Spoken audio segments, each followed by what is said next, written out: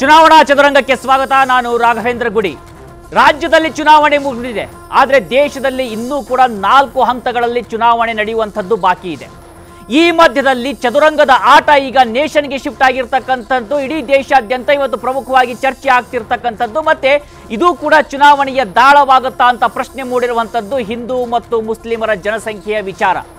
ಹಾಗಿದ್ರೆ ಅದೊಂದೇ ಅಲ್ಲ, ನೆರೆಯ ಹೈದರಾಬಾದ್ನಲ್ಲೂ ಕೂಡ ಒಂದು ಜಟಾಪಟಿ ನಡೀತಾ ಇರುವಂಥದ್ದು. ಈ ಎಲ್ಲ ವಿಚಾರಗಳ ಬಗ್ಗೆ ಇವತ್ತು ಚರ್ಚೆಯನ್ನು ಮಾಡುವಂಥದ್ದಿದೆ. ಅದಕ್ಕಿಂತ ಮುಂಚಿತವಾಗಿ ಹೆಡ್ಲೈನ್ಸ್.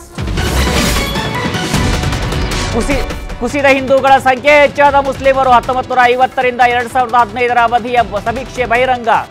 ಲೋಕ ಸಮರದಲ್ಲಿ ಚರ್ಚೆ ಹುಟ್ಟು ಹಾಕಿದ ವರದಿ. ಇದೇ ಪರಿಸ್ಥಿತಿ ಮುಂದುವರೆದರೆ ಹಿಂದೂಗಳಿಗೆ ದೇಶವೇ ಇಲ್ಲ. ಬಿಜೆಪಿ ನಾಯಕ ಅಮಿತ್ ಮಾಳವೀಯ ಆಕ್ರೋಶ. ಇದೆಲ್ಲ ಎಲೆಕ್ಷನ್ ಗಿಮಿಕ್ ಎಂದ ಕಾಂಗ್ರೆಸ್.